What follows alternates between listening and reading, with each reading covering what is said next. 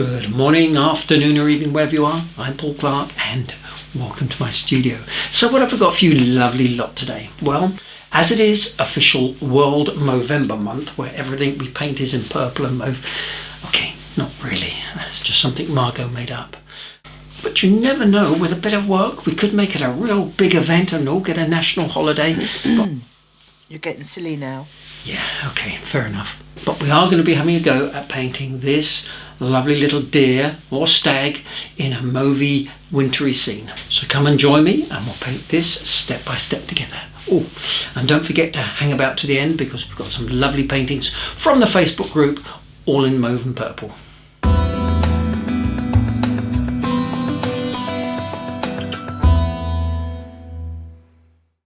Now there's no reference photo today because basically this is a scene which I made up.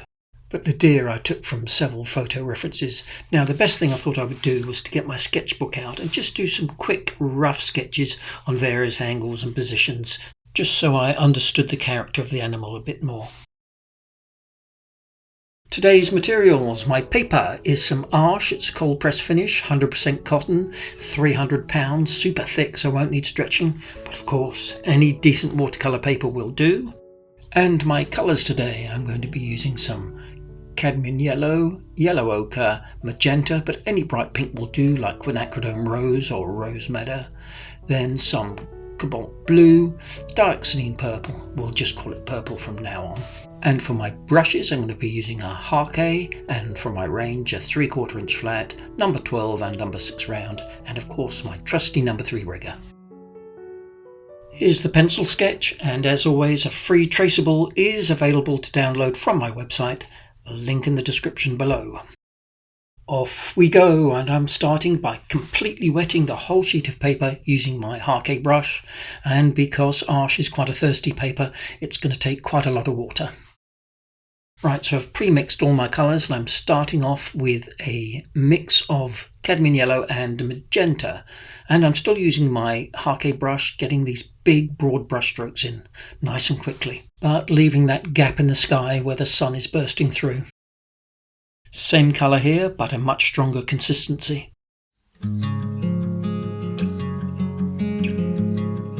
And here I've just added in a touch more magenta into the mix.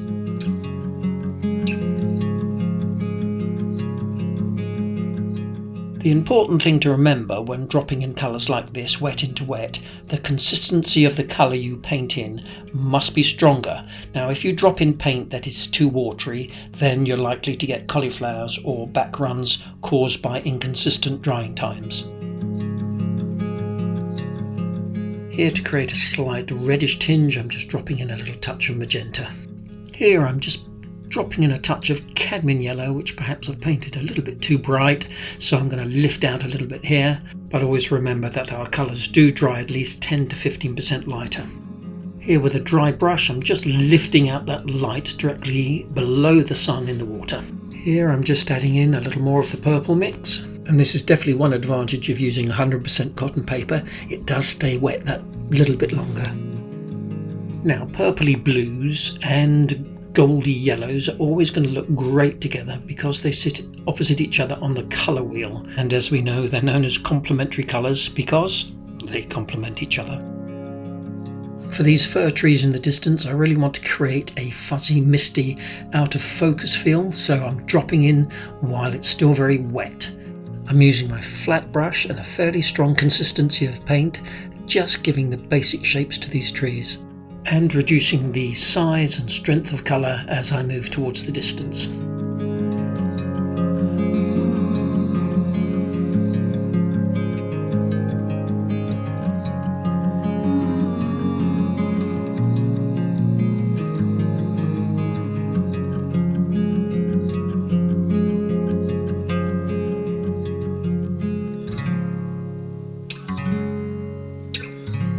And for these trees to perhaps suggest they're further in the distance, I'm adding a lot more blue into my mix. Now you can also see that I haven't masked out the deer because I wanted some of that yellow warmth to sit behind him. And I know that when I come to paint him, the colours are going to be dark enough to go directly on top. So now we need to let this totally dry. So it's a perfect time for a short break. And how about a Purple Haze Cocktail. Next I'm going to be working on these banks of snow, so I'm starting by just dropping in clean water, and any brush will do. So when I'm mixing my colours, I don't like to mix them too thoroughly because I like that little bit of separation you get when you don't fuse them together. So flat brush here, and I'm wanting a hard edge along the bottom where it meets the river, but a very soft edge along the top where it disappears into the bank. And I'm going to be using exactly the same mix of purple and cobalt blue.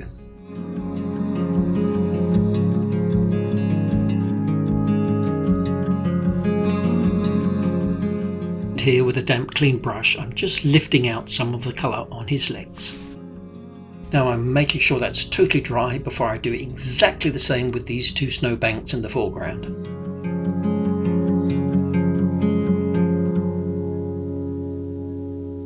Always making sure I get a stronger and darker value at the bottom where it meets the water's edge. And I'm just simply repeating the process.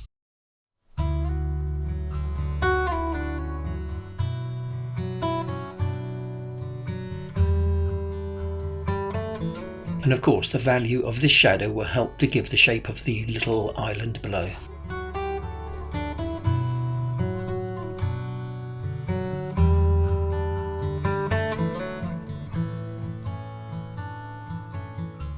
And you can see from the purples that I'm using that the colour isn't remaining constant, because sometimes I'm picking up more purple, sometimes I'm picking up more blue. And that's good.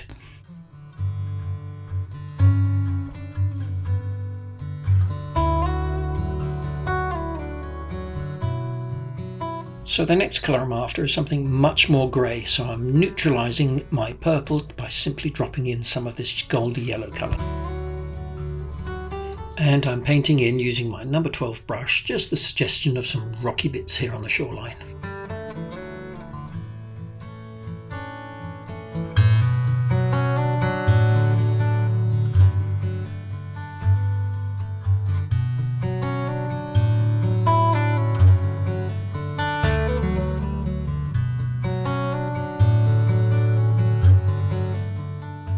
Right, now for the reflection in the water, you must make sure that this layer is totally bone dry, and then I'm coming back with my Hake brush and painting in vertical stripes of clean water.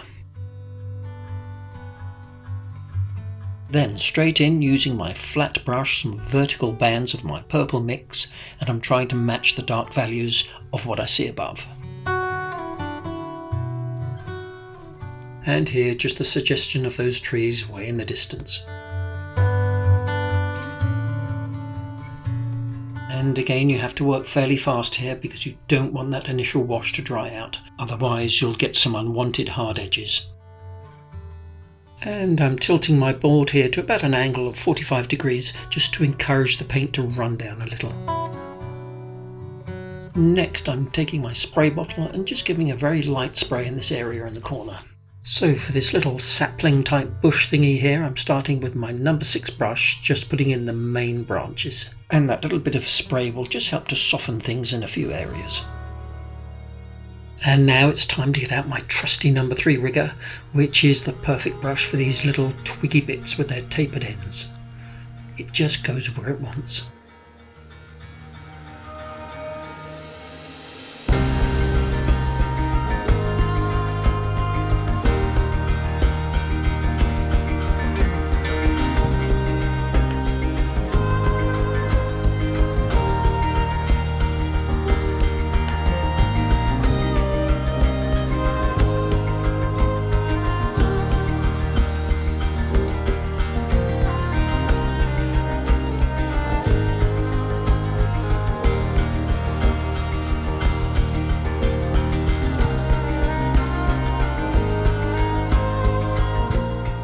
Just splatting in here a little bit of detail to add some interest.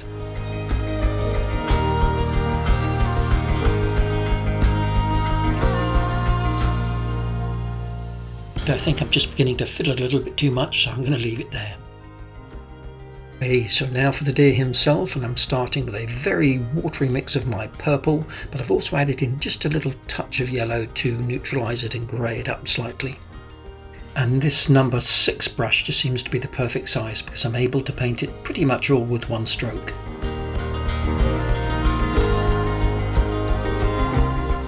And here, while it's still damp, I'm just dropping in a few darker shadows.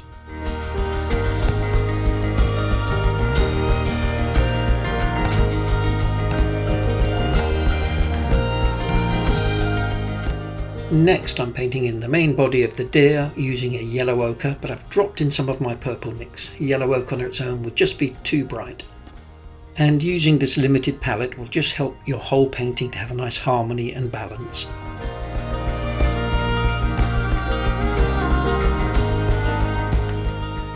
And whenever I want to darken this colour, I'm just simply dropping in more of my purple mix.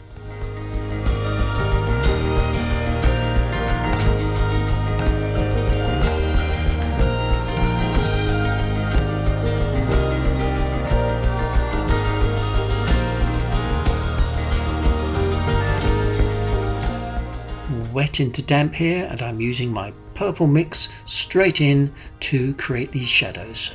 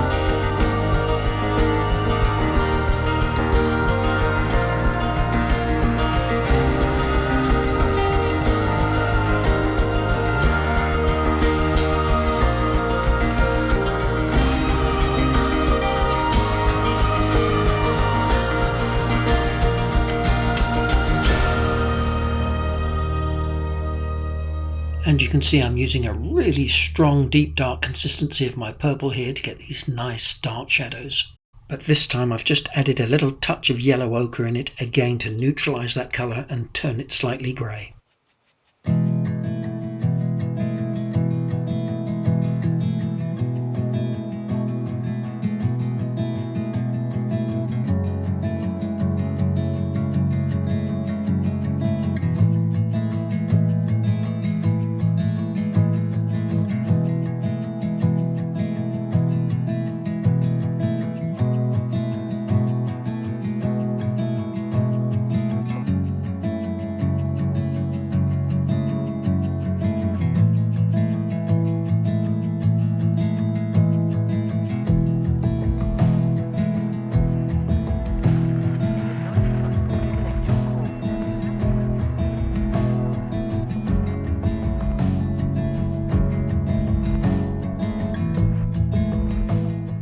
If anything looks too defined, I'll always smudge it with my finger.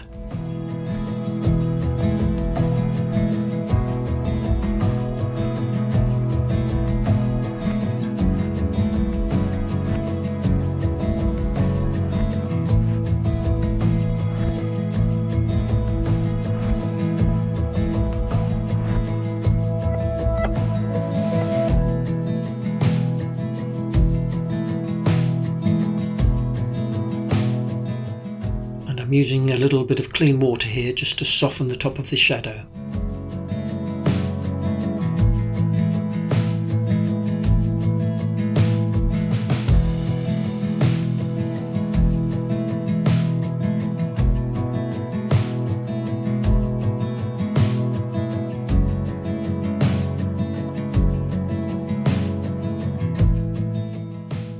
I definitely think my sketchbook drawings of deers helped me in just understanding a little bit about how these beautiful animals are put together.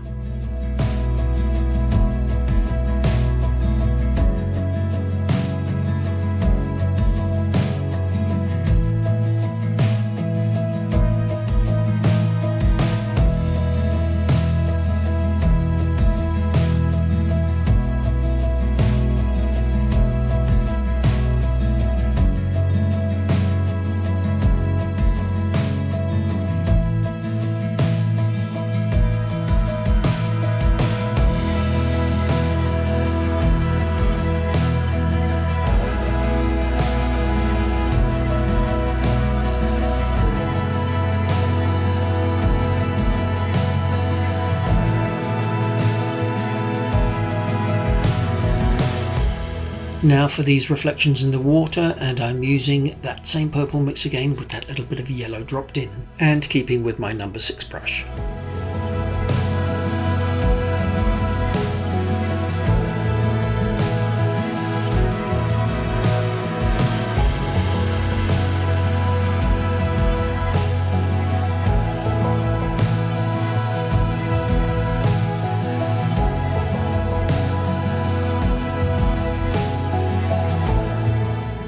Now for the reflection of the deer, still using my number 6 brush and that purple mix, but I'm going to drop in wet in wet some of that yellow ochre colour, just so it's representing the colour of the deer above.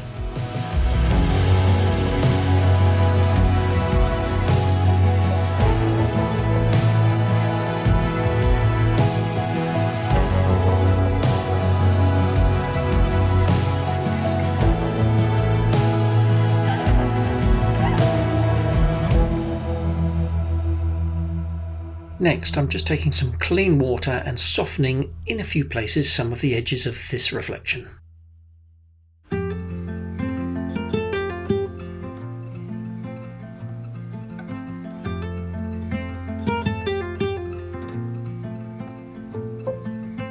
Here's some really nice strong dark purple mix.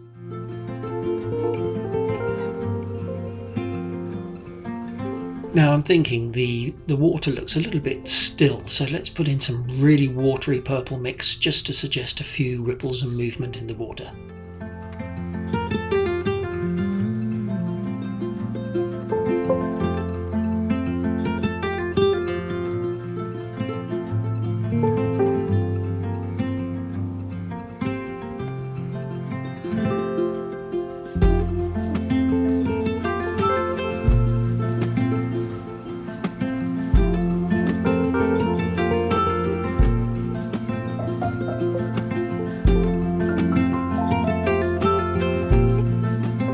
Those are a bit strong, dab it out with a tissue.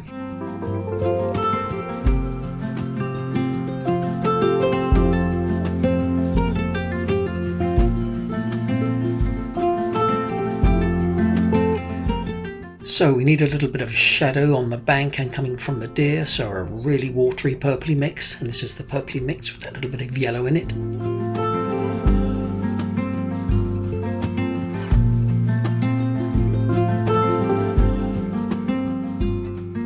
There we go, all done, and this one in just under 3 hours.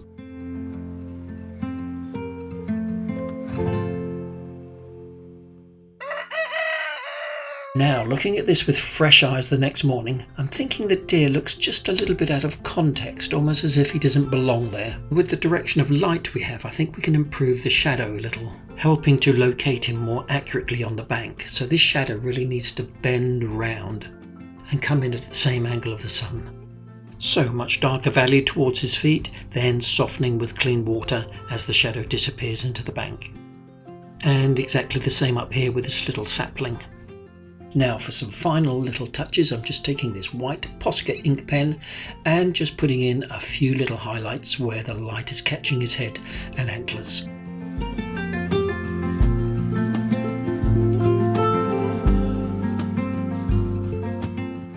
And just a few little touches of snow on the branches here.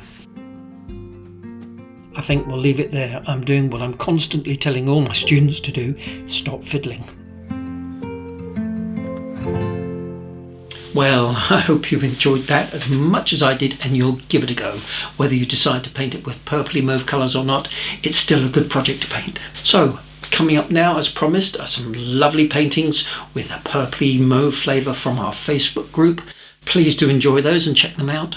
And in the meantime, please don't forget to like. Subscribe if you haven't already, it is free. Leave a comment, I do read every single one. Can't always reply to them all. And of course, I look forward to seeing you all again next week for another Watercolour Wednesday. Take care everyone, bye for now.